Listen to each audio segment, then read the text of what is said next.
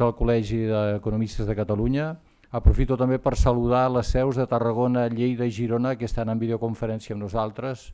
Vostès no veuen la vídeo, però ells sí que la veuen, per tant, benvinguts també a aquesta conferència. I, evidentment, després, a l'hora del col·loqui, queda oberta també les preguntes per totes les seus del col·legi que vulguin fer preguntes. Dit això, agrair-los una vegada més a vostès la seva presència aquí aquesta tarda i agrair, evidentment, als ponents el tema que anem a parlar, que és com tancar operacions de capital risc amb èxit.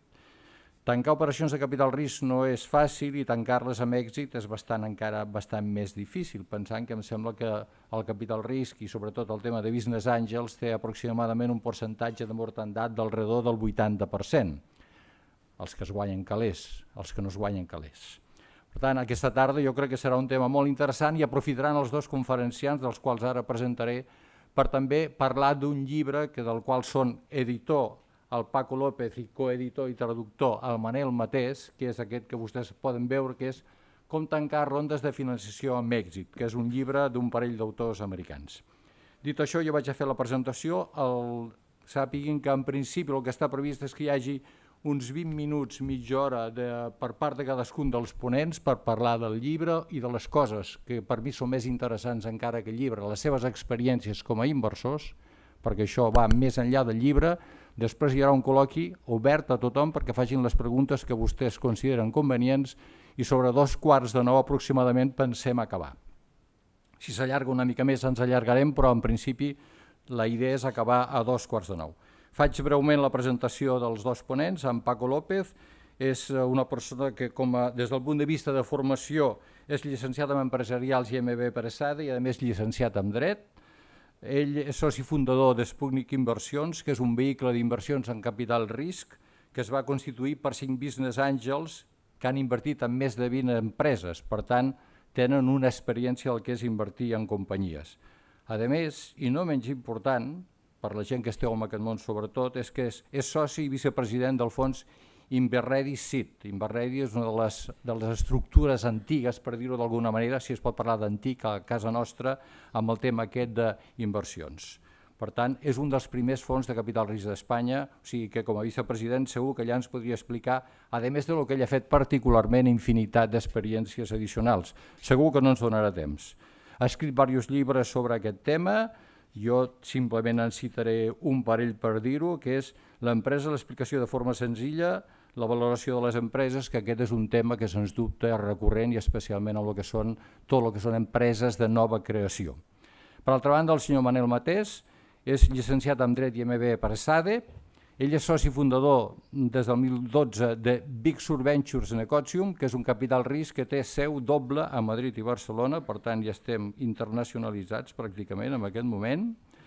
La seva experiència és de més de 20 anys en el sector tecnològic. L'any 1994 ja va fundar Celenet, que va ser un dels primers proveïdors de business to business que es va vendre a Retevision l'any 88, i el 1995 va cofundar una companyia que molts de vostès, especialment els que van viure uns certs booms d'empreses tecnològiques, segur que ens en recordem, que és Olé, que va ser el primer portal de parla espanyola que es va vendre a Telefònica l'any 1999. És un estudiós de la inversió en capital ric, especialment al sector tech i internet. I sense més, jo ja els deixo la paraula amb ells. Una petita observació, hi haurà d'entrada aquí una presentació amb un PowerPoint. Jo els ho dic perquè habitualment en totes aquestes sessions s'acostumen a treure mòbils, s'acostumen a fer fotos, no cal que les facin perquè després ho poden trobar penjat. O sigui que els estalviem el tema de fer fotos de mòbils si vostès volen, si els volen fer les fan tranquil·lament, però si no que sàpiguen que això es penjarà i per tant ho podran tenir vostès després. Moltíssimes gràcies i sense més, vosaltres mateixos, Manel i Paco, com vulgueu. Gràcies, Esteve. Començo jo. No sé si això està... Se m'escolta bé? S'ha de donar aquí, perfecte.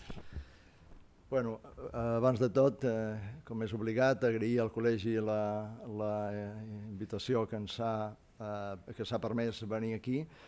Nosaltres estem aquí com un mes per compartir la nostra experiència i una mica explicar el contingut d'aquest llibre, que creiem que és un llibre força interessant com a referència per qualsevol que es fiqui en el món del capital risc.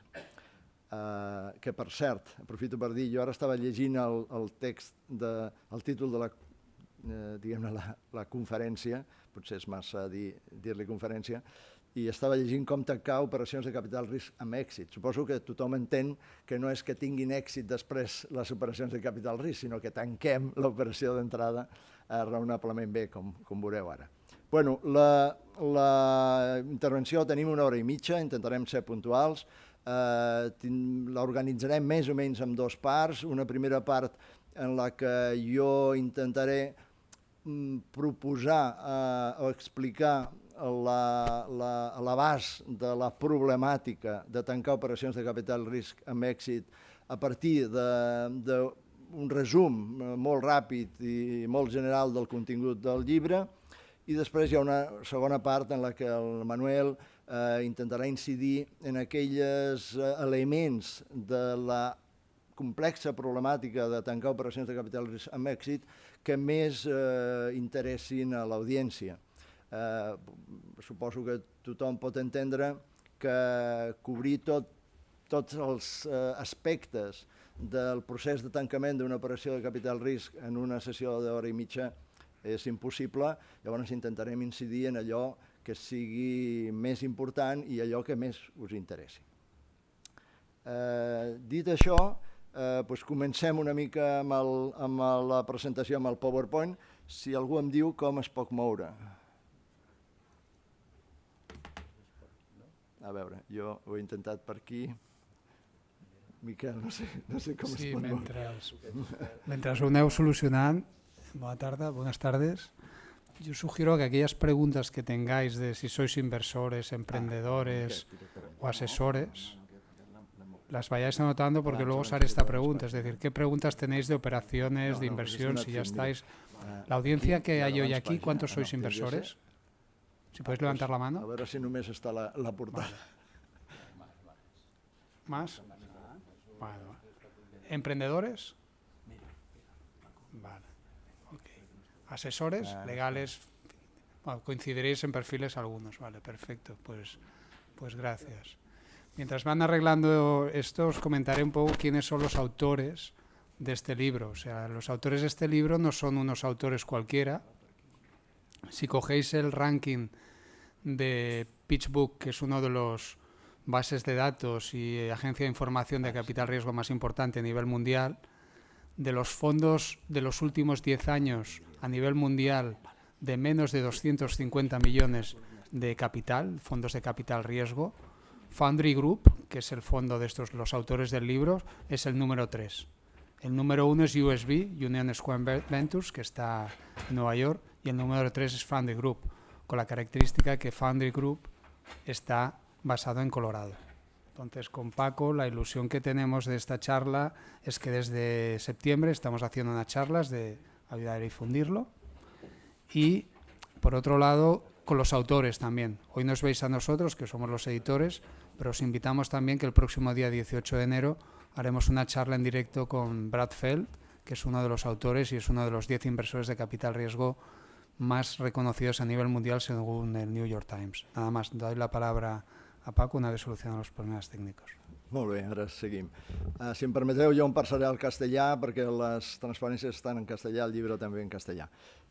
Bueno, como decía Manuel, la charla, al menos en esta primera parte, se basa en lo que en el libro.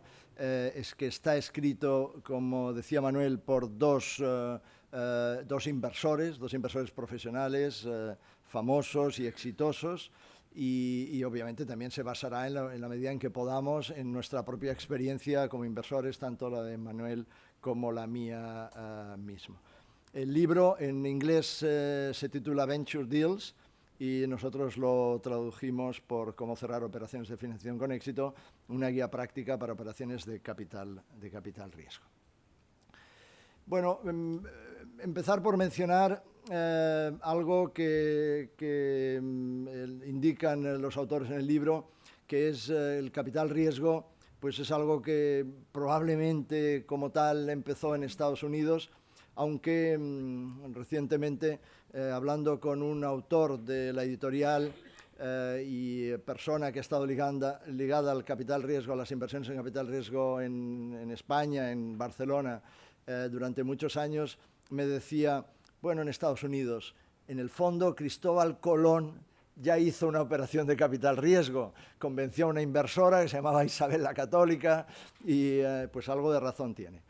En el libro mencionan los autores el caso de DEC, de Digital Equipment Corporation, que no sé si todos recordáis, una compañía que en su momento era pues, una compañía líder en el mundo de las tecnologías, y explica el caso de una firma de inversión que invirtió $70.000 en 1957 en Digital, y en 1968 Digital salió a bolsa y esa inversión le valía $355 millones. Es decir, en 11 años multiplicó por 500. ¿Verdad que todos nos apuntamos a la mitad de esto sin ningún problema en cualquiera de nuestras inversiones?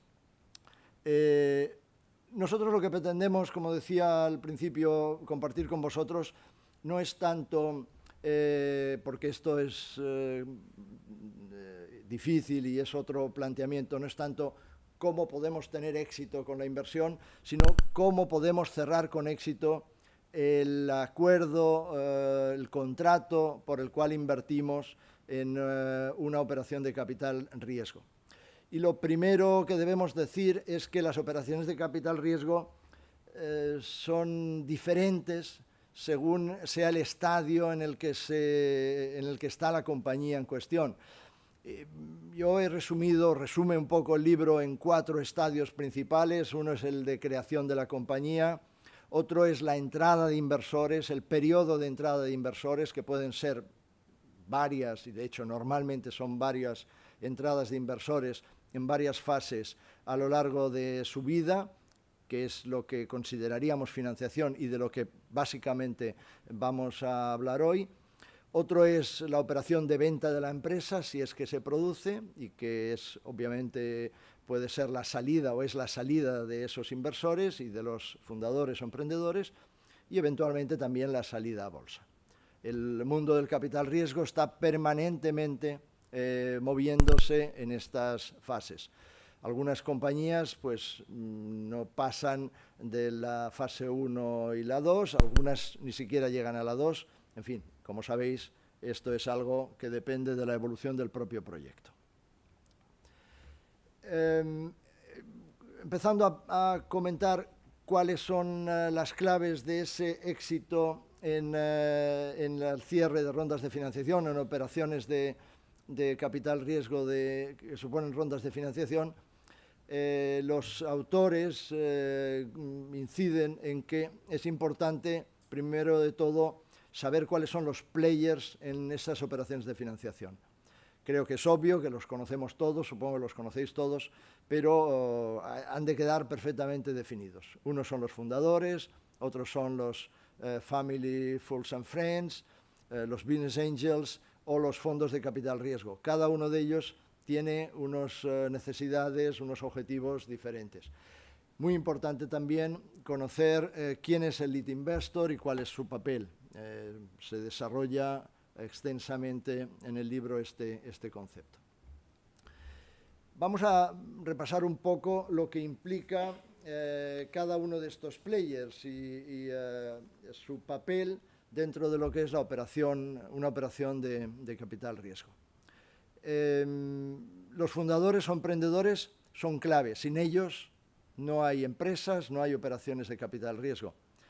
Aquí, ¿qué es importante para llevar adelante con éxito el cerrar una operación de financiación? Pues una actitud positiva, saber lo que quieren. Podemos después, si queréis, en lo que es la fase de debate, podemos hablar más ampliamente de esto. Hay muchos emprendedores que no saben exactamente lo que quieren, lo cual ya es un hándicap a la hora de cerrar la operación adecuadamente. Saber pedirlo, lógicamente, con presentaciones orales y escritas en un grado razonable de excelencia, con cifras concretas, yendo al grano, con un continente y un contenido equilibrados. Nosotros vemos a menudo presentaciones, digamos, desequilibradas en uno u otro sentido, que no ayudan nada a cerrar la operación. Cuando disponen de un prototipo, una demo, pues presentando este prototipo, esta demo y haciendo que los inversores puedan tangibilizar de alguna manera el proyecto que hay detrás. Recordar que hay un documento para cada caso, hay un pitch o un elevator speech, un resumen ejecutivo, el investor deck, el business plan.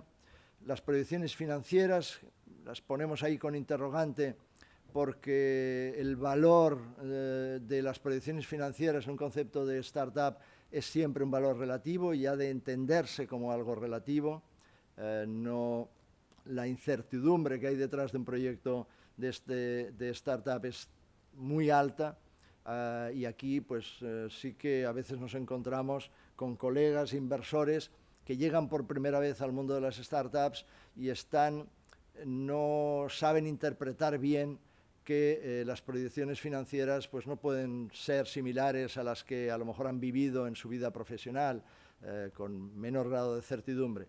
Nosotros, yo creo que Manuel también lo afirmará, prácticamente no hemos visto ninguna proyecciones financieras que se hayan cumplido en ninguna de las inversiones que hemos hecho, lo cual no quiere decir que sea malo en sí mismo. Después, muy importante que los fundadores o emprendedores entiendan que el tiempo de los inversores es oro, es decir, que aprecien el tiempo de los inversores y lo gasten adecuadamente. Y por último, saber escoger a los inversores. En cada fase de la compañía hay un tipo de inversor, entre otras cosas marcado por la cantidad de dinero que se está buscando. No es lo mismo buscar 10.000 que 100.000, que 1 millón o que 10 millones de euros, eso es obvio. Y quizás el último aspecto es saber escoger al lead investor. Hay fases en las que para cerrar bien las operaciones de capital riesgo hay que elegir un lead investor y elegir el lead investor adecuado es clave para poder cerrar bien la operación. Yo voy a ir mencionando elementos del cierre de operaciones. Como he dicho al principio, no me voy a detener en cada uno de ellos porque nos gustaría que en la segunda parte, a partir de la lectura o de la exposición de estos elementos, Manuel abra una fase más de debate y de profundización en aquellas cosas que más os preocupen. Yo sí que te añadiría, Paco, un tema que lo comentó, si te acuerdas, Jason, en la conferencia de Madrid, en los fundadores, ¿no? Cómo preparar, que para él un fundador de una empresa y al revés, un inversor también, creo que se ha de aplicar, que no hace los deberes de informarse de ese fondo, dónde ha invertido, en qué empresas ha invertido, quiénes son sus socios, qué track record tienen sus socios, accede al LinkedIn, mira a sus participadas. O sea, un emprendedor que no hace esos deberes y te está preguntando en qué compañías has invertido, tú ya preguntas, oye, pero ¿tú qué tipo de actitud proactiva de buscar y de prepararte tienes, ¿no? Entonces, y para los inversores también se aplica. Yo creo que cuando vamos a ver una compañía y nos ha enviado el deck o el pitch con una antelación debida, también todo se ha dicho, pues hemos de hacer los deberes de mirar pues ese fundador, qué track record tiene, la compañía y haberlo mirado todo bien, ¿no? Porque además, como ha dicho bien Paco, si no aprovechas máximo el tiempo de ese inversor, es one shot. O sea, nosotros al año podemos estar viendo nos llegan 1.000 proyectos. De esos acabaremos invirtiendo un 1%, tal vez. 10 al año, 5 a 10 al año. Entonces es imposible que si no aprovechas bien tu oportunidad la pierdes. Está claro. De hecho, 2 transparencias más tarde hacemos hincapié en eso. Bueno, ¿cuáles son los objetivos de la negociación exitosa? Coincidimos ahí con Bradfeld y Jason Mendelsohn. Uno, que el resultado sea win-win. Yo creo que esto es aplicable a negociaciones de cierre de operaciones de capital riesgo y probablemente cualquier otra. Es decir, que ganen las dos partes o tengan un sentimiento de haber ganado ambas partes. En segundo lugar, dejar reforzadas las relaciones personales, porque estamos hablando no de invertir en un fondo y decir, bueno, pues ya me pagarán los dividendos. Cuando hablamos de operaciones de capital riesgo, estamos hablando de convertirse en socios. Y quiere decir que después hay una relación. Y solo, como indicamos aquí, solo las startups con socios bien avenidos tienen posibilidades de éxito. esta sí que es una frase que reafirmamos tanto Manuel como yo, y que en nuestra experiencia toda startup con problemas de socios tiene una enorme posibilidad de fracaso, dicho, digamos, expresada la frase al revés. Y por último, algo muy importante, entender bien la operación. Esto es clave para que la negociación sea exitosa y clave para poderla entender bien. Hay que preparar la negociación. Como decía Manuel, Brad y Jason insisten mucho en conocer bien a la otra parte, informarse bien. Esto es fácil, hoy en día es relativamente fácil, y sin embargo, ¿cuántos inversores invierten sin dedicarle el tiempo suficiente al proceso?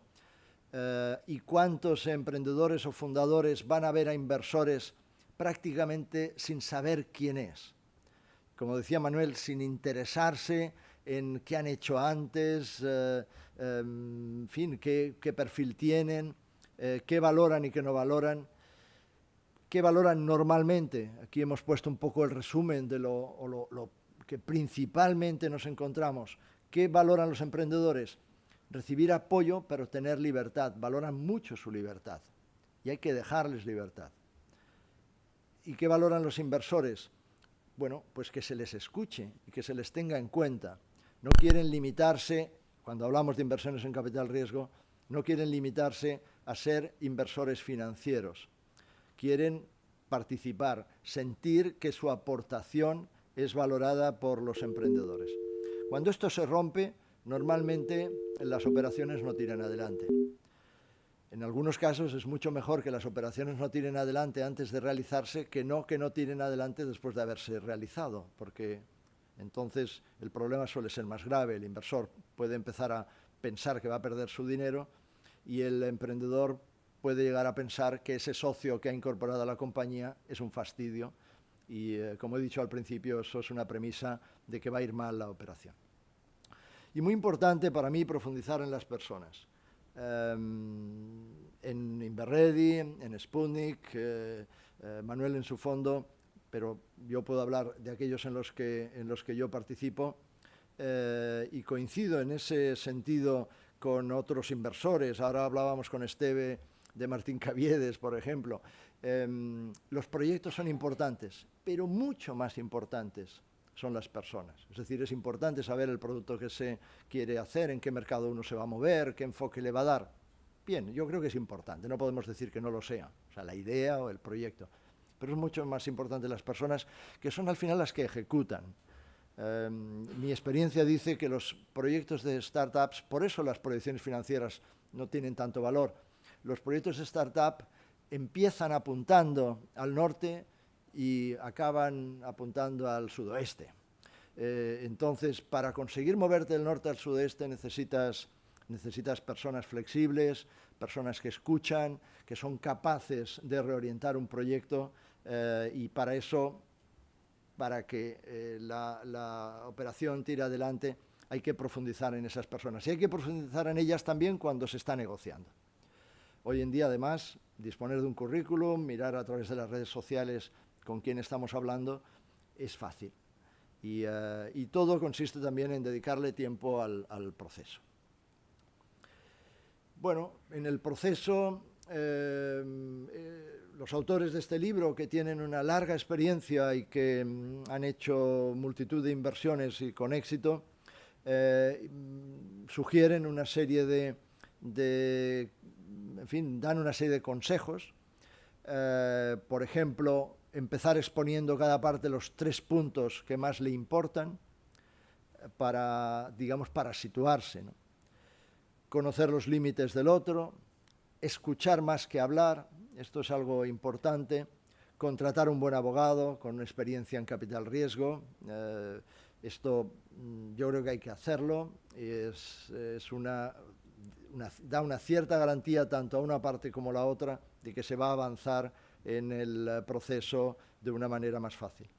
Y tener en cuenta lo que los americanos llaman el BAN, el Best Alternative to a Negotiated Agreement, que es un elemento que acaba jugando en el proceso de negociación. El núcleo de la negociación, y aquí es donde me voy a detener más. Al final, lo que hay que negociar en una operación de financiación, en una operación de capital riesgo, son, como ahora veremos, multitud de cosas.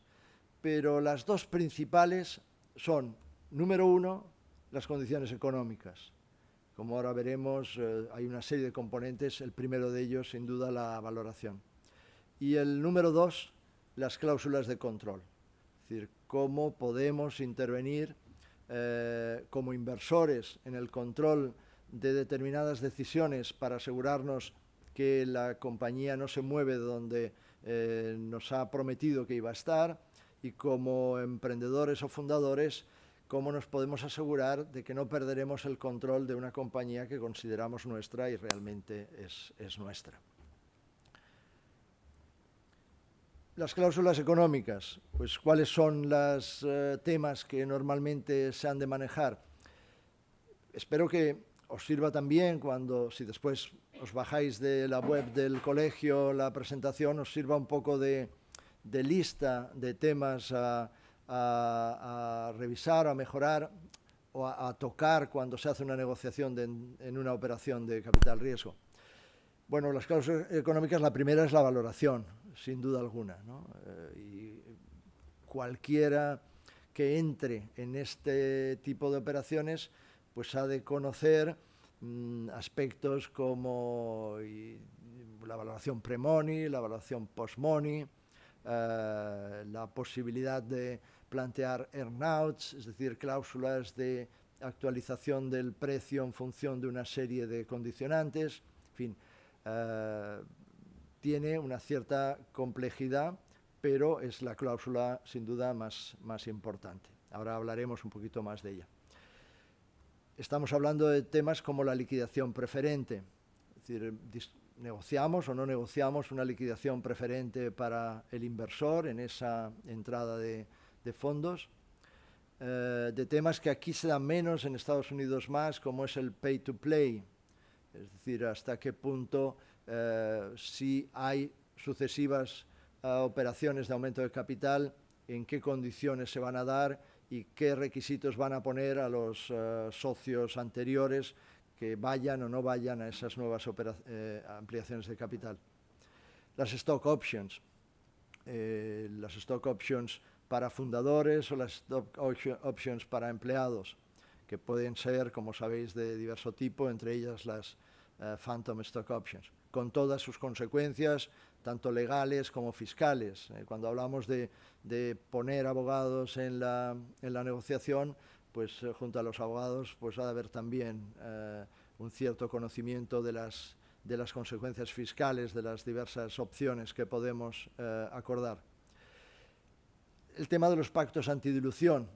Esto es un aspecto complejo que hay que negociar si se quiere, pues si los va a haber o no los va a haber.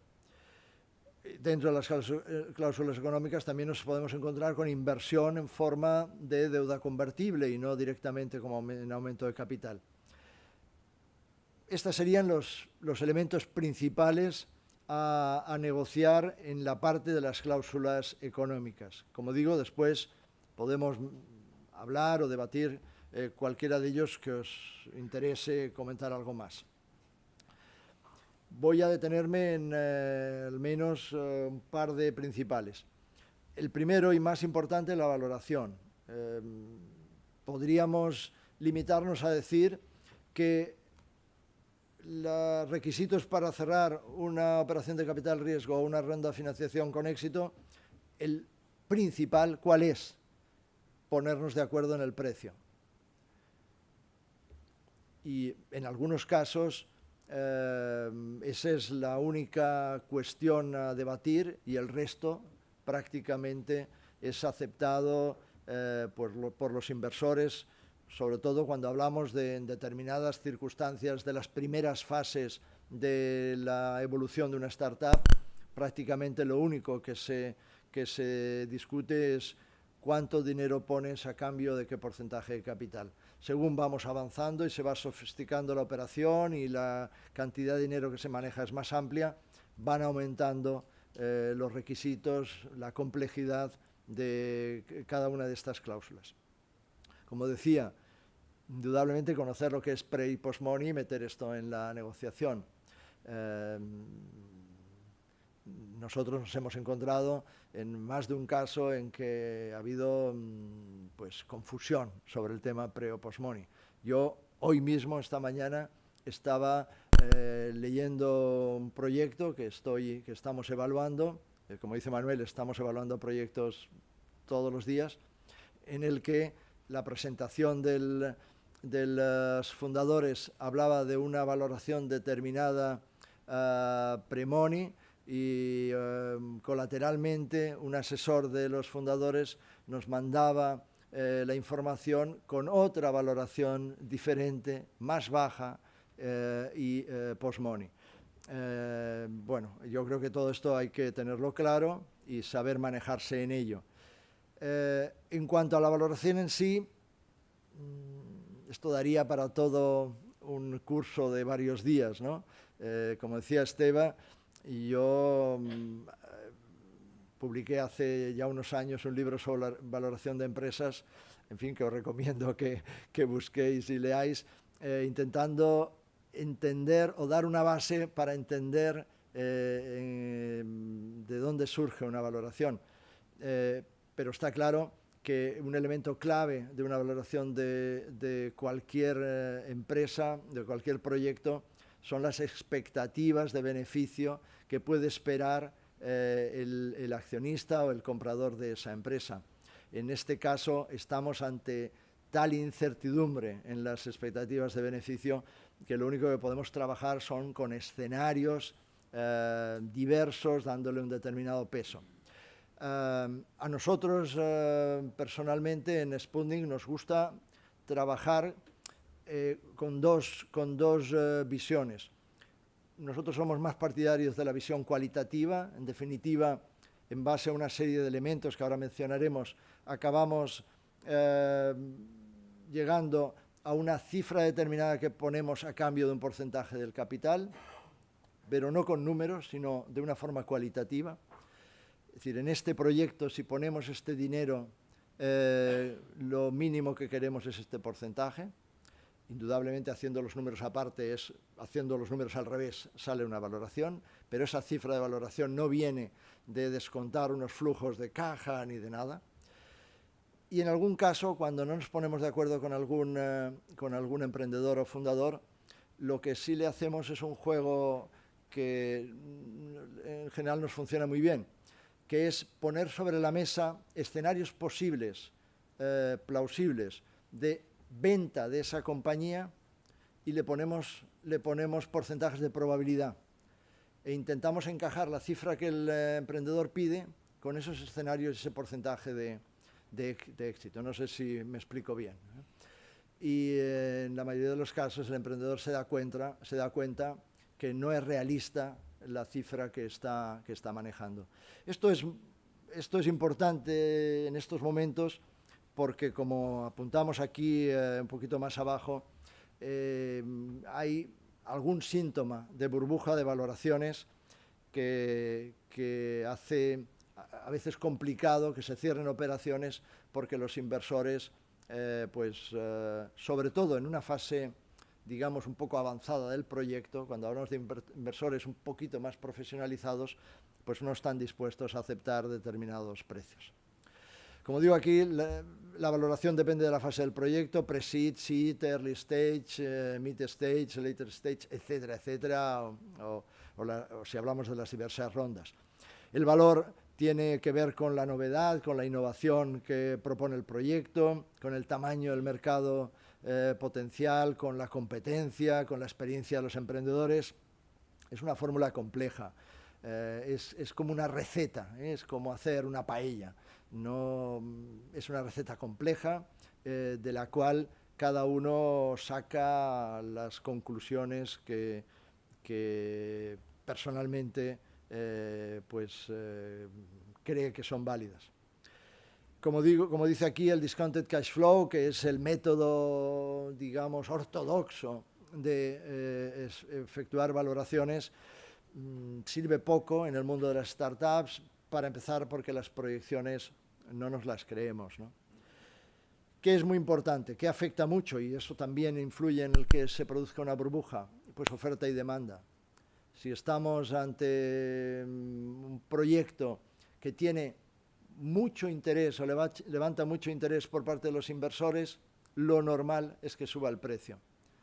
Y si es al revés, si es un proyecto muy similar a otros y con poco interés para los inversores, pues obviamente baja el precio y el inversor que le interese el proyecto y le interesen los emprendedores puede presionar un precio más razonable. Al final, como decimos aquí, es un dinero por un porcentaje del capital y yo acabo mencionando algo que es un poquito un añadido personal a lo que indican Jason y Brad.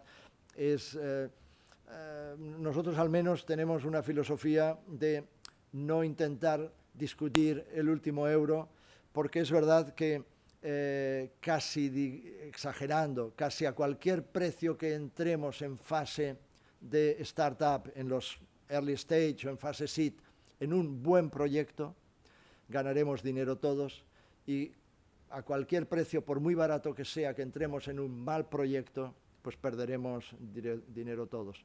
Entonces, ese último 5%, ese último pequeño porcentaje o pequeña cantidad importa menos. Pero bueno, este es un tema que obviamente lo dejo después para que lo comentemos con Manuel. El tema de la liquidación preferente, surge en más de un caso, sobre todo en fases de entrada de fondos de inversión. Hay muchas versiones de liquidación preferente, participativa o no participativa, con multiplicador de lo invertido o sin multiplicador de lo invertido, con un límites o sin límites. En general, si las liquidaciones preferentes se meten en fases muy tempranas, generan problemas en rondas posteriores.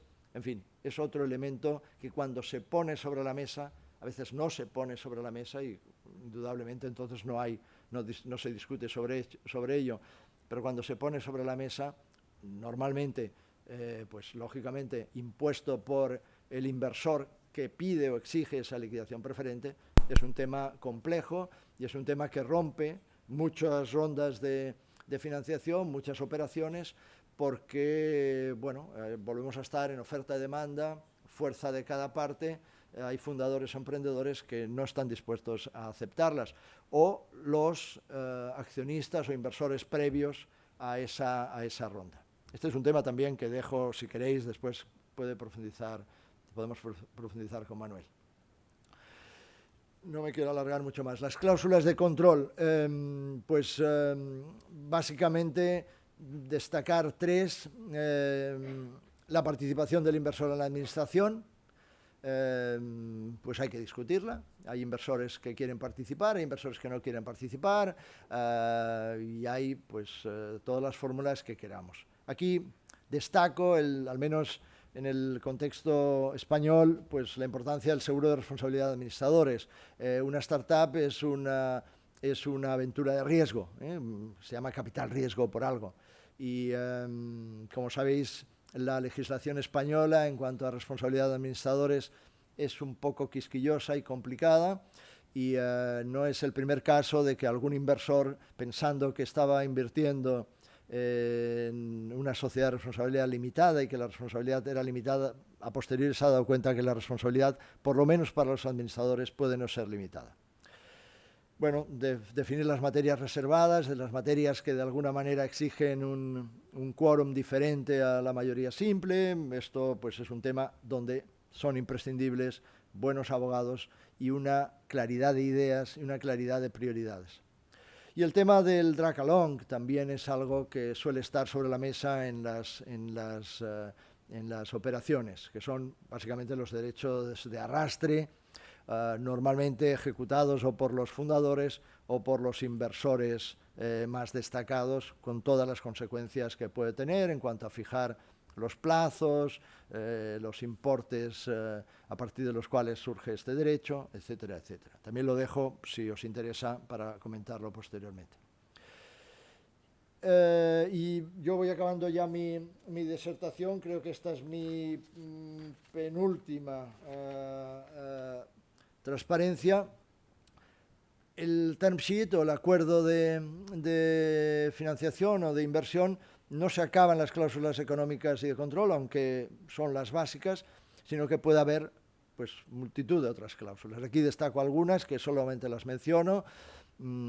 Acuerdos sobre dividendos, si se van a pagar, si no se van a pagar, de qué tipo, posibles derechos de recompra de las inversiones, términos de exclusividad, tanto en el proceso de negociación como en cuanto a la inversión o los límites a la inversión en otras posibles participadas a los inversores, temas de costes de due diligence, si la propuesta que se está haciendo por parte del inversor o del fundador es vinculante o no es vinculante. Un tema muy importante que muchas veces se olvida, las condiciones de empleo y de dedicación de los fundadores. Muchas veces se da por obvio y yo creo que no debería ser así. Los derechos de información, la propiedad intelectual y patentes, que quede claro que todas están dentro del proyecto. Más de un inversor se ha llevado algún susto a posteriori porque no todo estaba dentro del proyecto y algo quedaba fuera. El tag along, el derecho a vender con los fundadores por parte de los inversores, o el derecho de cesión a asociados o afiliados de los inversores, que es algo normal. Bueno, en definitiva, es un tema complejo, hay multitud de elementos a la hora de cerrar y de llevar a cabo una operación de capital riesgo. Hay que tenerlos en cuenta todos, hay que saber qué es importante y qué no es importante y intentar llegar a un acuerdo, como decía al principio, que sea un poco win-win, que estén satisfechos los fundadores, que estén satisfechos los inversores, porque aquí, después de firmar, hay una segunda parte. Firmar e invertir es el inicio de todo. El éxito al final es cosa de todos, hay que tener flexibilidad, hay que tener generosidad, hay que tener honestidad, que parece una cosa tonta, pero que en algún momento más de una operación pues no ha tirado adelante porque esta palabra no se ha cumplido al 100%. Hay tentaciones en algún caso por parte de algunos emprendedores de hacer cosas que no deben hacerse, yendo más allá de lo que se ha acordado, y en definitiva remar en la misma dirección todos a una, que es la clave de poder llevar a buen puerto la embarcación, que es un proyecto en medio de un contexto tan complejo, tan desconocido como es el lanzamiento de un nuevo negocio, y más en un entorno como el que ahora vivimos, donde cambian de una manera acelerada el número de competidores, el contexto de mercado, las tecnologías, etcétera, etcétera. Bueno, yo con esto cumplo mi parte de un poco situarnos en todo lo que implica cerrar una ronda de financiación con éxito. Todo esto está aquí y aquí se desarrolla cada uno de los puntos que yo aquí he mencionado.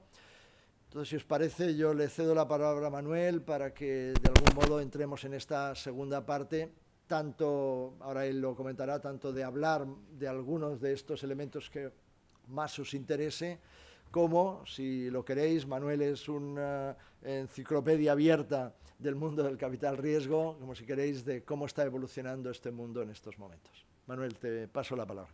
Gràcies, Paco, i gràcies al Col·legi d'Economistes de Catalunya per la invitació i a tots els que s'estan connectant des de Lleida i Girona, ¿no? I Tarragona. Bona tarda. Y bueno, yo os diría esto, ¿qué preguntas tenéis, dudas? Aprovechar porque somos un libro abierto en este sentido. Pueden ser preguntas tanto de lo que es el propio capital riesgo y lo que os ha comentado Paco como visión de sector, o sois primeros inversores y queréis estructurar vuestra cartera de inversión y no sabéis cómo hacerlo, ¿Cuántas startups, números es la ideal para invertir? Hay muchísimas preguntas que podríamos estar hasta las 12 y al día siguiente. Entonces, si queréis dirigir alguna pregunta.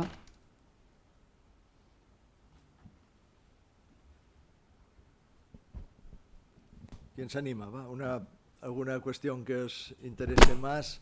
Como decía al principio, es que intentar desarrollarlo todo es imposible. Vamos a tratar de ir a los temas que más preocupen. Jordi. A veure, perdó, Tarragona, Lleida i Girona també teniu preguntes obertes per quan vulgueu. Gràcies. Jordi. Heu parlat que en temes de valoració una de les tècniques que feu servir és posar el valor de l'emprenedor davant d'escenaris de venda. Podríeu explicar una mica més com us moveu en aquest escenari? Bueno, jo, com l'he mencionat jo, l'explico. Diguem-ne que, per sort, ho hem de fer només en casos molt específics i molt aïllats. Normalment acabem posant-se d'acord en funció d'on està la companyia en unes valoracions que ens semblin raonables. També és veritat que depèn de la situació, potser aquí no ho hem dit, a l'hora d'invertir depèn de si et trobes sol o et trobes rodejat d'altres inversors amb unes valoracions ja prefixades i que tens poc marge de discutir. L'únic que pots dir és no inverteixo amb aquesta valoració. Si hi ha altres que volen invertir, inverteixin. Adeu. Però no és, en el cas nostre, almenys de Sputnik, hi ha bastants inversions en el que som o el lead investor o l'únic inversor. I en aquests casos sí que ho podem fer. Què és el que fem? El que fem és que si l'inversor ens parla d'un valor en aquell moment del seu projecte de 4 milions d'euros i nosaltres creiem que com a màxim es pot acceptar una valoració, imagina't, de 2 milions d'euros, el que intentem és dir-li anem a fer escenaris de sortida que et semblin possibles o raonables, posem uns valors que penses que podria vendre's el teu negoci tal com penses que evolucionarà al llarg del temps, en 2, 3, 4, 5 anys, li deixem pràcticament que ho faci ell. I una vegada l'ho ha posat, intentem amb aquests escenaris posar-los un percentatge de probabilitat, que és fàcil, no? Ha de donar 100, no? En funció del percentatge de probabilitat, i que, clar, aquí discutim una mica si l'home diu mira, en 4 anys valdrà 20 milions, en 5 anys valdrà 100 milions, també li fem veure. És un exercici que és molt educatiu, perquè si un emprenedor comença a posar aquestes xifres i dir això, ja comença a perdre davant nostre, diguem-ne, qualificació. Però si fa una cosa raonable, llavors el que fem, nosaltres al final som economistes, d'això sabem una miqueta, doncs el que fem és multiplicar els percentatges de probabilitat per les valoracions i descomptar-lo a la data d'avui. I el normal és que ens surti una xifra més propera a la que nosaltres diem que no a la que ell diu. I normalment, què passa? Que molts emprenedors posen una valoració per una qüestió de moda. La principal font de valoracions que posen els emprenedors són els altres emprenedors amics seus. Llavors aquí es crea una bola de valoracions de tu 3, jo 3,5, i jo faré 4, i així, clar, i li hem de posar una miqueta de seny, crec jo, aquells que estem a l'altra banda de la taula dient, escolta, que això no té sentit. Fins i tot per una cosa que Brad i Jason deixen molt clara com a recomanació als emprenedors. No et posis unes valoracions que t'ofeguin i que et facin pràcticament impossible fer rondes posteriors, perquè no pots fer una ronda, si has sortit i has trobat inversors a 6 milions, quina potencialitat i quins números ha de treure el teu negoci per poder fer la següent ronda a 8 milions? Doncs serà impossible. I una de les coses pitjors, som tots conscients i els emprenedors també, que hi ha en una evolució d'una operació de capital risc és fer una ronda per sota de valoracions de la ronda anterior. Això és dolent de tots els punts de vista. I això és el que fem, Jordi. És un exercici senzillet, I ja dic, en el 100% dels casos els emprenedors se n'adonen que allò no té sentit, encara que el seu amic li hagi dit, que normalment el seu amic li ha dit, aquest és un tema i el Manuel ens ho pot dir molt bé perquè ell és un estudiós d'aquest tema, no hi ha tota la transparència en el món del capital risc que potser tindria d'haver, no? I es parla de que fulanito ha fet una ronda per no sé què i no sé quan. Bueno, a mi m'agradaria parlar amb el notari, anava a dir amb l'advocat, millor amb el notari, per veure quan ha estat realment la ronda i quina ha estat la valoració, no? Té una tendència, jo l'accepto, els emprenedors tenen una tendència a pujar les valoracions, és una mica en el seu interès. Però no podem acceptar-ho tot perquè encara que, com deia abans, si tu estàs invertint en un bon projecte, els últims 100.000 euros o 200.000 euros de valoració són res, és el xocolata del lloro, però no podem exagerar això, no podem dir tot vale i bueno, és igual, 4 milions és igual perquè això anirà tan bé que valdrà 40 dins de 2 dies. No entrem en aquesta dinàmica perquè aquesta dinàmica és molt dolenta. No sé si t'hagués añadir alguna cosa més. Sí, jo diria que, a veure, ara hi ha una mica d'ampolla amb valoracions, però no és el que està passant ni a Europa ni als Estats Units. És a dir, jo ara he tingut una conversa aquest matí d'una companyia que la valoració que hi havia fa 7 mesos era 10 milions d'euros, no basada aquí a Espanya. Nosaltres invertim el 30% fora d'Espanya en non-Spanish founders. Hem fet inversions a Brasil, a Nova York, a Suïssa, i ara la valoració que està sobre la taula és de 3 milions d'euros. Llavors, això arribarà aquí.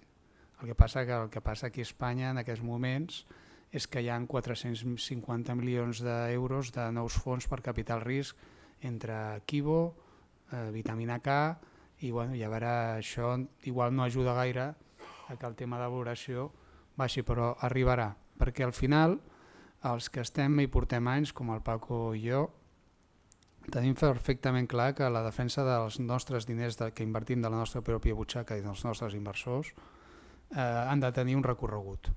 I aquest recorregut passa que amb una seed, que seria companyia, hi ha 2 seeds, perquè ara hi ha seed A, seed B, seed C, val? Aquí a Espanya hi ha molt...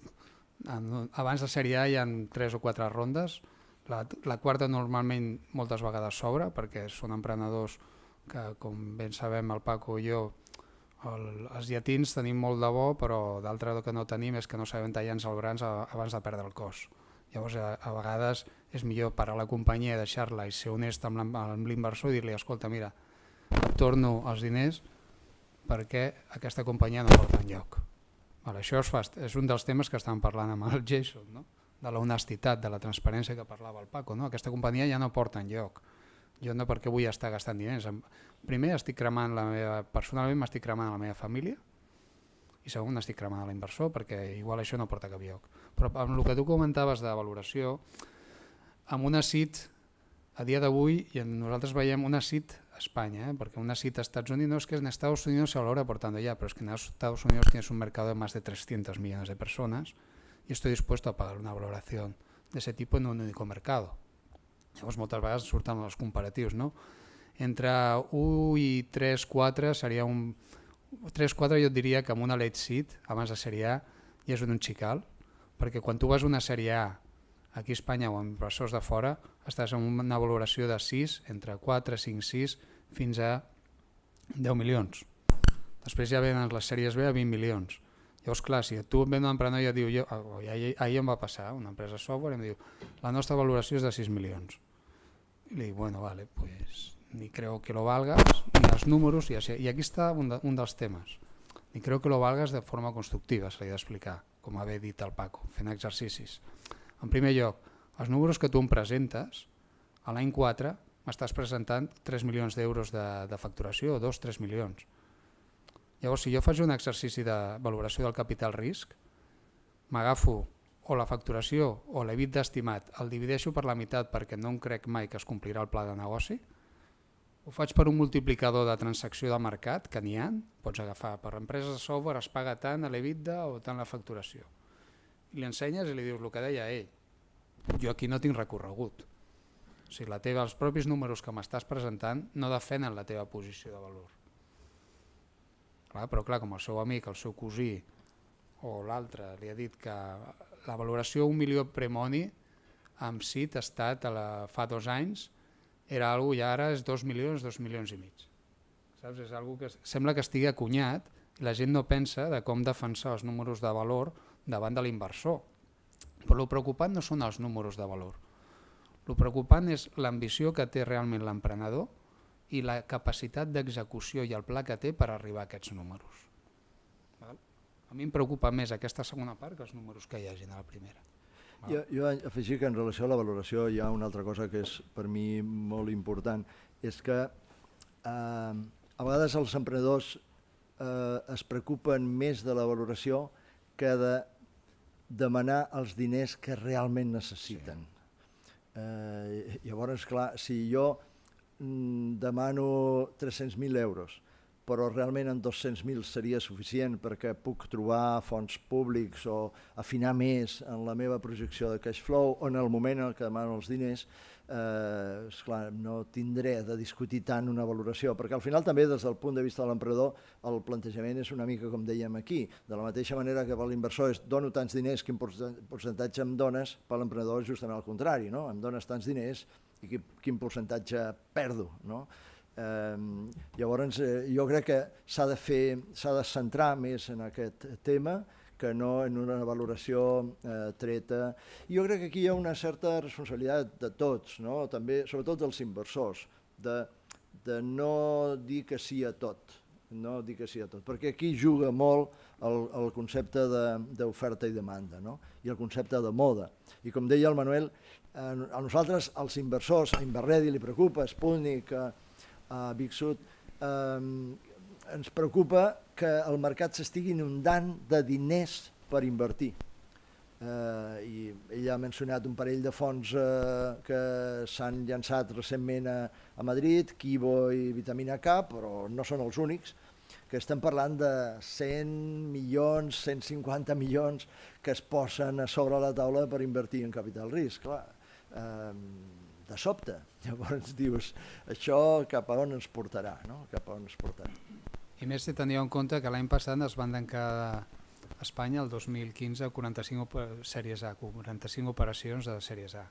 Aquest any portàvem el tancament que vaig fer el 20 d'octubre, 24 operacions, si no recordo malament, clar. Hi havia una cançó dels Bam Bam, que és un grup de Cuba, que deia no hay cama para tanta gente. Val? Llavors, clar, què passa? Que a nosaltres ens passa, i a mi m'agrada que, per exemple, Inverredi faci tamanys de fons que són raonables, de 20. Per què? Perquè fer un fons a Espanya de més de 20-30 milions en CIT et pot crear indisciplines a la gestió del fons. Val?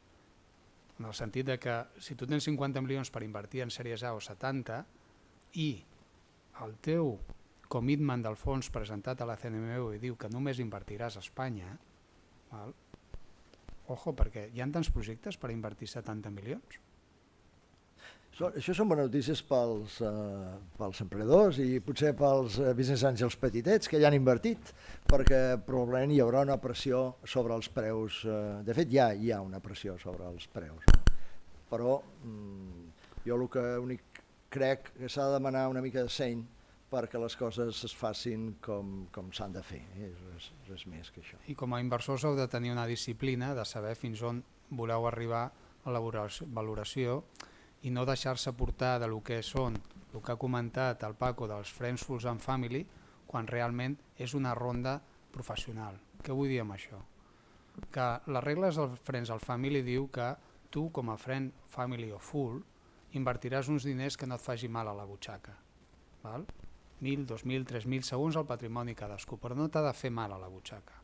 El tema està que quan tu poses diners, que no és Friends and Family, però la ronda es tracta com a Friends and Family, sense els term sheets i les condicions necessàries, aquí comencen els problemes. Llavors, tingueu en compte, i per això jo dic que el llibre aquest vale su peso en oro, de veritat. O sigui, els consells que dona són impressionants, no perquè l'hagi meditat, o sigui, el Paco i jo fem això més enllà d'un negoci. Fem perquè ens agrada difondre coneixement, hem estat vinculats al món docent molts anys, val? I és una forma de transmetre coneixement i de transmetre seny, val? Perquè si us doneu compte, jo fa poc estic presentant, i us convido el dia 18 per presentar una part de l'estudi, un estudi dels últims 8 anys del capital risc tecnològic a Espanya basat en 1.648 operacions. Val? Que ens donem compte que del 2010 al 2013 hi ha un boom en el SID per part de Business Angels important. Però a partir del 2013 les operacions finançades per part de Business Angels comencen a créixer. Val? Què passa? Que parlant amb gent, i l'altre dia parlant amb el Rodolfo Carpentier en l'event que vam organitzar a Madrid, amb libros de cabecera, ens deia, sí Manuel, es que la gente se pensaba que el capital riesgo tecnológico, invertir como business angel era como el boom inmobiliario, i esto no és el boom inmobiliario. El que volem dir amb això és que si invertiu és un asset class molt interessant, és acíclic, el capital risc és acíclic, us poso un exemple. Privalia es va crear just al començar la crisi, s'ha venut després de 10 anys i per molt que digui la gent, perquè la gent en aquest país a vegades no li agrada reconèixer l'èxit i comença a treure que si le han puesto una inspección de Hacienda, jo l'altre dia li deia a un periodista, diu, oye, ¿esto es un artículo que me digas que Privalia tiene 450.000 euros de una inspección de Hacienda? Podrías decir al revés, ¿no? Que ha generado la segunda operación, ya publicaste el artículo, pero no es prensa el hecho de que digas que tiene una inspección de Hacienda de 450.000 euros. Ha generado una transacción de 500 millones. Y no solo los 500 millones. Esta operación para Barcelona es clave, porque Vente Privé, que es la empresa que ha adquirido esta empresa, ha comprado un capital intelectual que todavía no se lo creen. I ho dic amb coneixement perquè conec gent que està al middle management i estan encantats els de Vente Privé perquè tenen pràctiques de màrqueting digital que estan encantats. Llavors, i no em vull anar per les rames, disculpeu, el capital risc és el que ha dit el Paco, és risc i s'ha de fer amb una metodologia i una disciplina.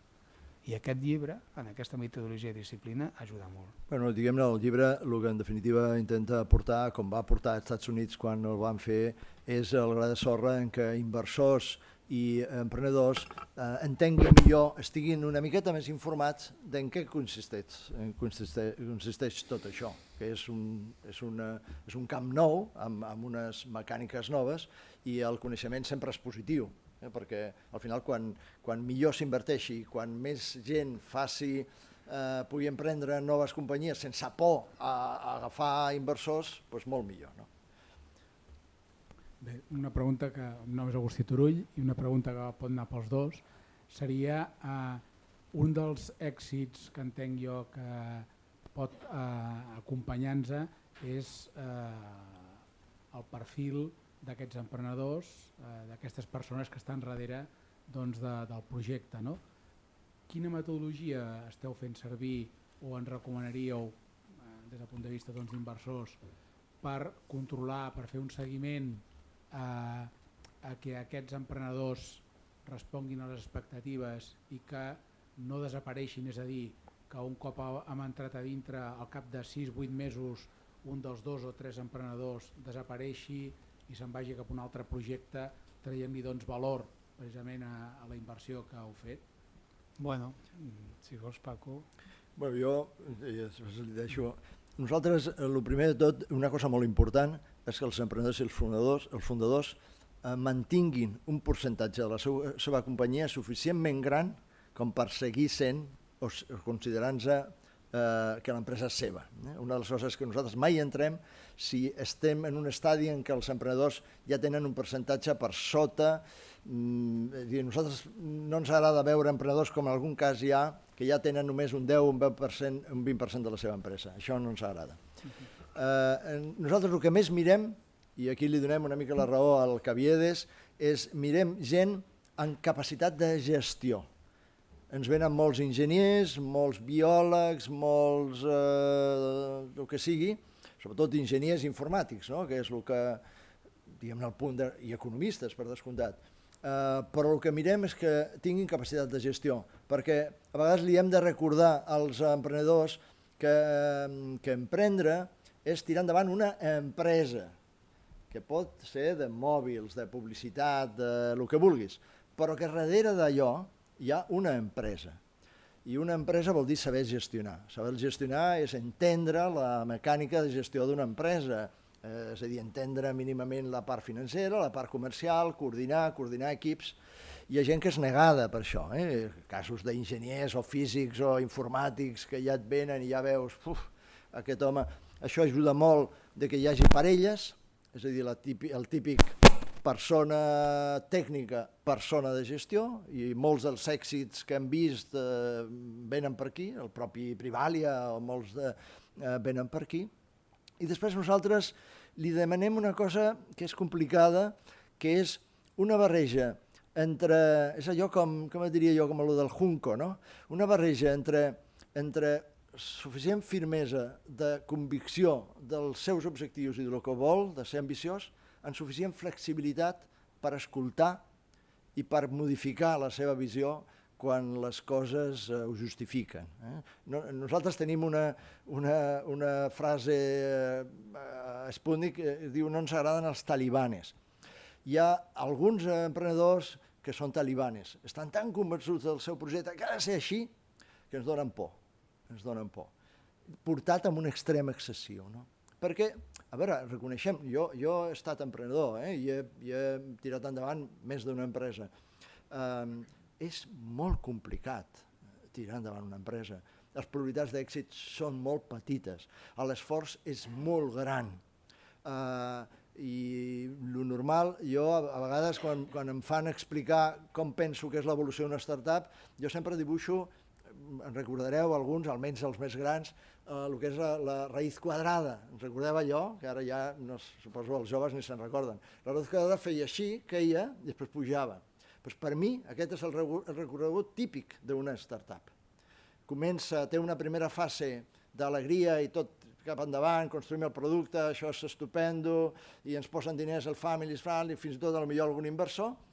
Tenim un pla de negoci i després hi ha una etapa, el pla de negoci no es compleix, els que ens havien promès que ens comprarien no ens compren, això s'allarga, el producte n'acaba de sortir, diverses versions, caiguda en picada.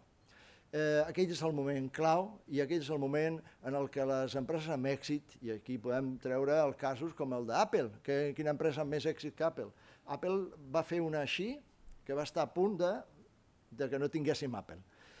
Quina és la clau? En aquell moment, tots amb trobar una variació, aguantar, insistir, i aquell moment és el moment clau. Quan passes aquell moment, hi ha més riscos després, però aquell moment és clau. I què pot passar? Que quan fas aquest procés, el que deia jo al principi, agafes una comparació entre el business plan i el plantejament d'aquell moment i l'inicial, i en el 80% dels casos no sembla molt poc. Clar, si tens un emprenedor que diu és esto, doncs fots allà, el que jo dic, el cementeri de les startups està ple de gent convençuda del seu projecte. Què li dona una mica, els que ho estaven comentant amb l'Esteve abans, li dona una mica la raó a un mestre de la inversió en capital risc, és la Martín Caviedes, que diu, famosa frase que s'ha fet famosa, de la idea no vale para nada. En el fons el que vol dir és que la teva idea és tant o més important l'execució i la teva idea l'has de modular. El teu model de negoci, i aquesta és la clau, com sabeu, torno a dir, Apple va començar amb unes coses i sort que va acabar fent el Macintosh pràcticament sota l'escala, perquè si no estaria morta. I mira com després ha anat evolucionant, amb CEO fora, i tota la història que tots coneixem tant perquè han fet fins i tot pel·lícules. Doncs això, en perspectiva, passa tots els dies en les nostres participades. Nosaltres el que sí creiem que és molt important, i com a inversors jo crec que el Manuel ho aplica i nosaltres ho apliquem, és acompanyar també l'emprenedor en aquell moment. Són moments. Un dels grans papers dels inversors és fer-li costat a l'emprenedor, i d'alguna manera sense emprenyar-lo, però fer-li costat en aquests moments difícils, de decisions, d'estar aïllat, de soledat, perquè és molt difícil conduir aquest procés. Jo diria que, també responent el que preguntaves, hi ha un tema de forma i hi ha un tema de contingut. És a dir, el tema de forma em refereixo que, i ho explica el llibre també, es diu clàusules de permanència, no competència i exclusivitat. No, exclusivitat, no competència i permanència. És a dir, aquesta és una de les clàusules que poses normalment en un pacte d'accionistes i que vol dir que si algú dels emprenedors en un període X mínim no segueix a la companyia, pues, si és un bad liver o és un good liver, els alemanys són més taxants, ja us dic. En Alemanya no és si eres good liver o bad liver, que vol dir si dejas la companyia bien o la dejas mal. Val?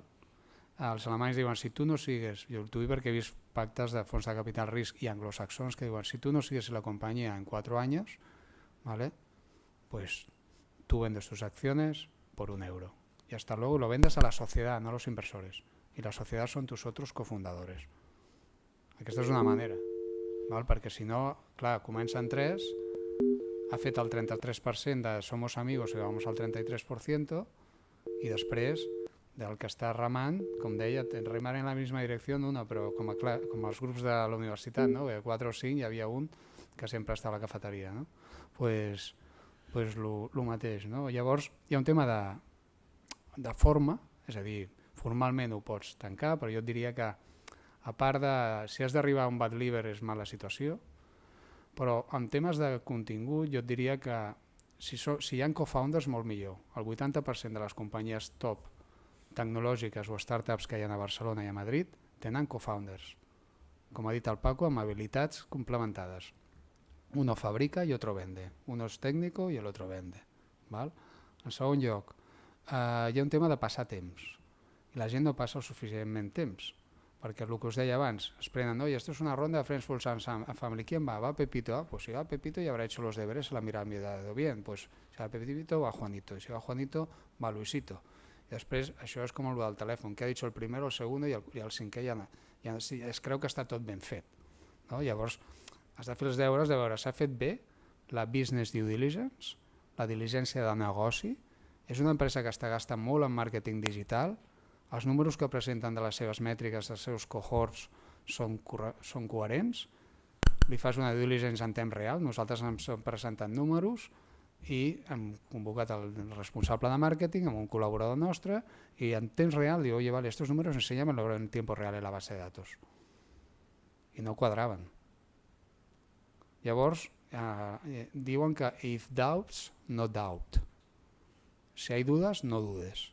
I jo us diria que també en aquest temps que passeu analitzant la companyia, si dubteu, no hi ha dubtes. No feu l'operació. És una de les qüestions que, i si són diversos socis, que el Paco ho aplica i jo aplico amb el meu soci, els 2 socis hem d'estar d'acord al 100% de la inversió. Si un no està d'acord, no hi anem.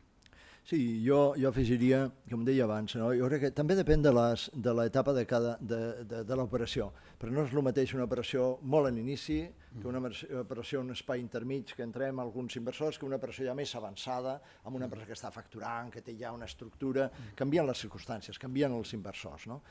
Però jo insisteixo, jo crec que el 99,9% de les startups, la clau és la persona o les persones que estan davant d'allò.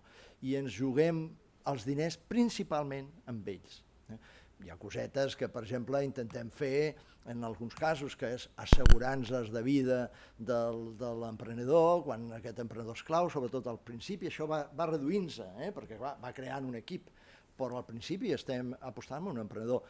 I és cert, com deia el Manuel, que aquestes coses es poden posar en un term sheet i es poden posar per escrit. Nosaltres, sincerament, que no ens escoltin els nostres participats, però nosaltres no li donem molta importància a l'escrit. Creiem que si s'ha d'anar a veure en una determinada etapa d'una startup, si inversors i emprenedors han d'anar a mirar el pacte de socis o el term sheet, malament. Nosaltres, de fet, us diré, nosaltres, per exemple, tenim com a política no entrem mai en consells d'administració, o intentem no entrar en consells d'administració.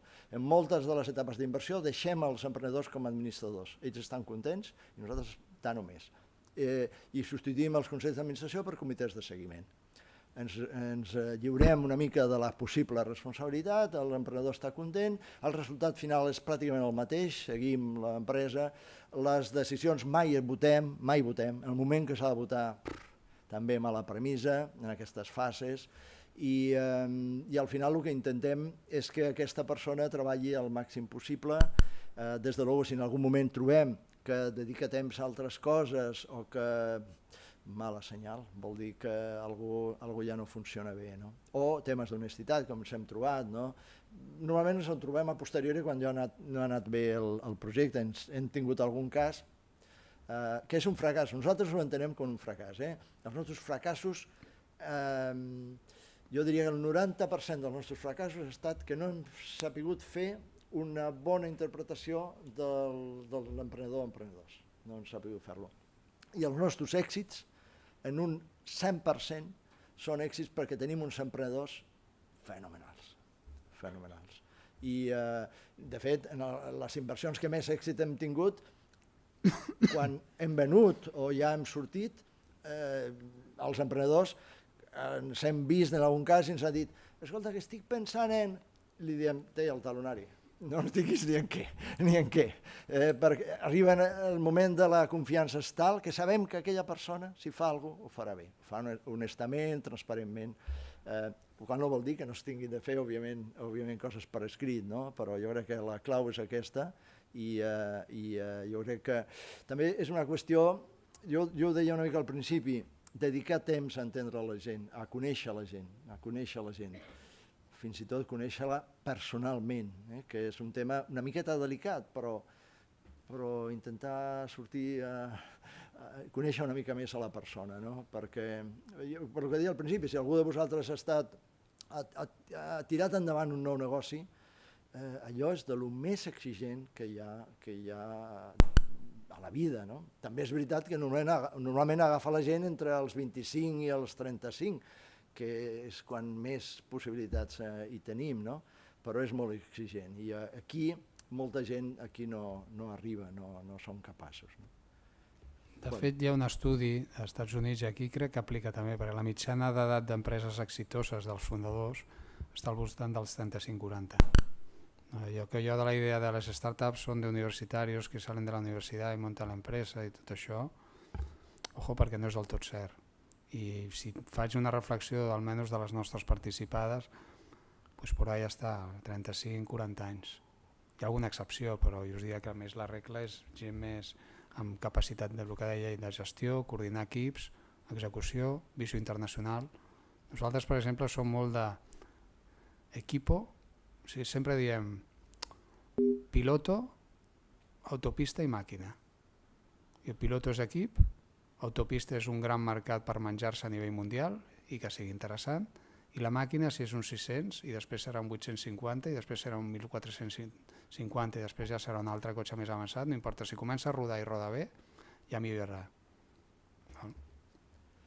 De totes maneres, jo estic d'acord, però hi ha bons empresaris de 20, de 30, de 40 i de 50. Vull dir, al final sí que pots fer unes promitjos, però pots trobar. Nosaltres, el millor participat que tenim va començar amb nosaltres amb 23 anys i ara té 28. I té una empresa que factura 30 milions d'euros que l'ha fet en 3-4 anys. Vull dir que això... En el nostre cas és igual, el que passa que si sumo la mitjana de tots és més amunt, però l'acabar millor són joves també. Perfecte, aviam, Lleida, Tarragona i Girona, alguna pregunta? Segur que no n'hi ha cap? Doncs ens queda una darrera pregunta per a qui vulgui. Ho dic per acabar puntuals, com han dit, a 2:15.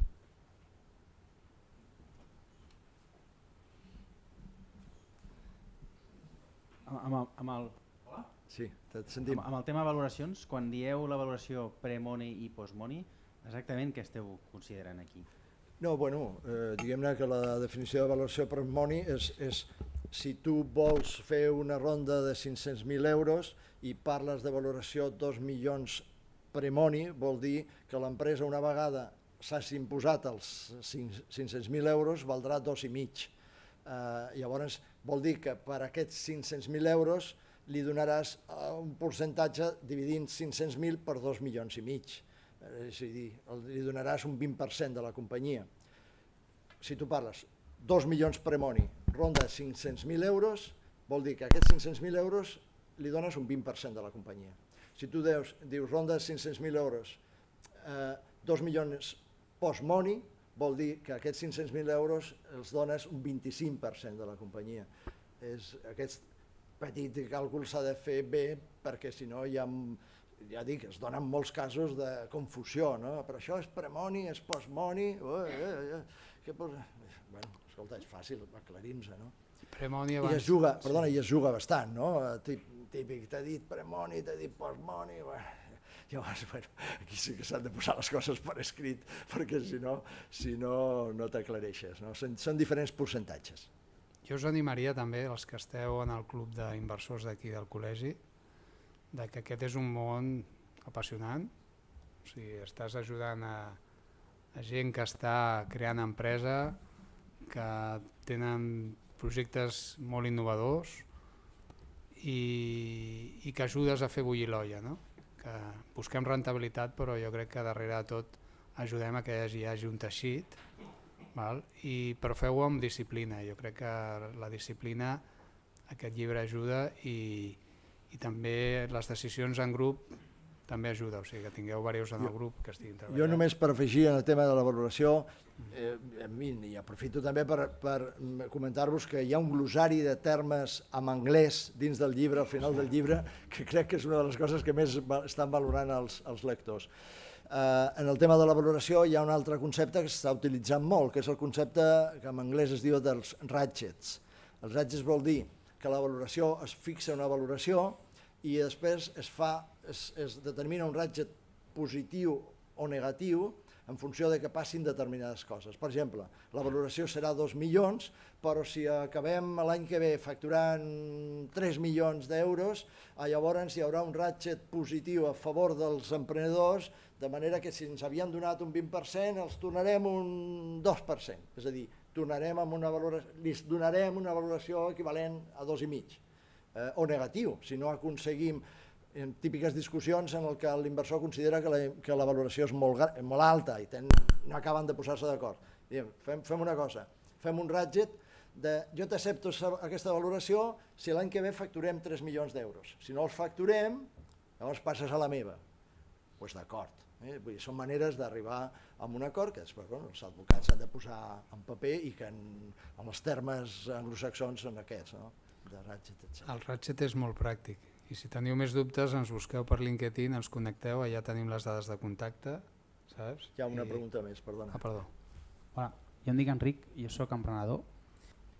Per donar així una nota més de reflexió, els bons inversors com vosaltres, que es nota clarament per començar el talent aquest didàctic del que parlaves i que el que voleu honestament és ajudar i que voleu guanyar diners, evidentment, però que us agrada això, a mesura que us comencen a anar bé les coses, jo tinc la sensació que us comenceu a allunyar d'aquell emprenedor inicial que ni ha fet cap èxit encara i que es comença a haver de barallar amb inversors que no tenen el vostre nivell. Llavors, clar, en aquest ecosistema, sobretot aquí a Espanya, les comparacions amb els Estats Units sempre són odioses, però es fa difícil perquè la interlocució a vegades és absurda i moltes vegades et porten ells a camins i et porten ells a situacions de cap tables que semblen un queso gruyère, que quan et va tot molt bé, a pesar de ellos, arribes a un punt on t'arriba un inversor de nivell i et diu però esto es un desastre i llavors tu li dius ja, pues como lo arreglas tú como lead investor o tenemos un problema perquè és que a més la interlocució amb els meus supostos socis tampoc és d'allò que funcioni del tot. Llavors, no sé, reflexió, és ajuda, Tens raó, no té fàcil solució. Diguem-ne que en una situació ideal tu has de passar per les etapes, primer a l'FFF, que t'ajudin a donar un cert salt, després arribar potser a uns business angels que et donen el següent salt i després arribes més a fons més estructurats. Si el fas més o menys ordenadament i d'alguna manera ja preveus sindicar els blocs de petits inversors, intentes evitar això. però passa a vegades això. Sí. Sí, això té un nom tècnic, es diu party round. Vale?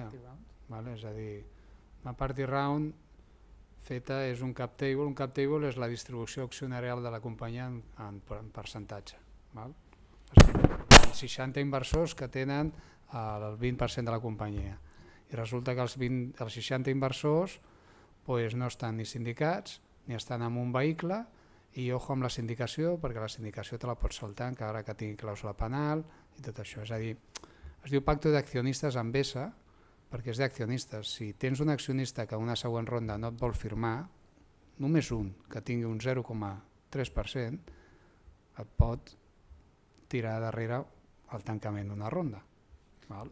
Llavors tens raó que els que estem invertint, jo personalment, i nosaltres el que mirem molt al cap table perquè a vegades ens pot tirar enrere. Tens raó, però et diré més. Si nosaltres veiem una companyia que ha passat per crowd equity, també ens preocupa a vegades. Per què? Perquè l'estratègia del crowd equity és que com cap inversor negocia la valoració i diu, oye, no, es que mira, esta plataforma de crowdfunding o de crowd equity ha entrado y me compra esta valoración, ja, però és que... Saps? Tens raó, sí, però també tinc que dir-te que a dia d'avui qui no troba diners en el mercat és perquè no es mou lo suficient i jo no em canso de dir-ho. Hi ha més diners que mai. Jo l'únic que et podria aconsellar és que jo crec que els emprenedors ja des del principi han d'intentar trobar assessorament per anar fent les coses ordenadament. A l'ecosistema, ja començant per les supostes aceleradores, que ja entren com si fueran Dios. Bueno, aquest és un altre... L'ecosistema en si mateix, abans de trobar un inversor com a tal, passes per 1.000 intermediaris, per 1.000 gent que al final et pot vendre serveis, com una empresa normal.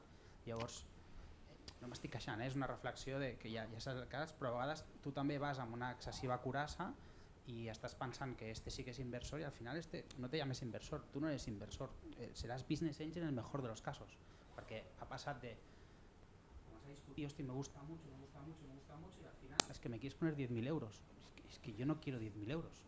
Bueno, però per això, saps? Sí, jo estic d'acord amb tu. Jo com a emprenedor, a vegades hagi de fer les preguntes clau, ja m'agrada, però... Sí. Bueno, com tu saps bé, s'ha creat ja una pràctica, despatxos, companyies de consultoria que intenten ajudar amb honoraris fixes petitets o cap, amb honoraris a èxit, intenten ajudar en aquestes fases de les empreses perquè necessiten cert recolzament, tant en el mètode com quant a la seva agenda de possibles inversors de diferent nivell per invertir en cada fase. I si no es fa així, tens aquest risc. No som encara un ecosistema tan ben desenvolupat com tindria de ser. Això sí que és una realitat. Perfecte, doncs com que ja ens passem una mica de l'hora, us agraeixo una vegada més, especialment als ponents, la vostra explicació, a tots vosaltres les preguntes. Segur que n'ha quedat moltes, us en dic ja un mail, per tant, jo us diria aprofiteu-lo. I invertir no és fàcil i invertir amb èxit encara menys. Per tant, cal pensar-ho i cal dedicar-hi temps, hores, converses, etc. Gràcies per l'assistència. Molt bé, moltes gràcies.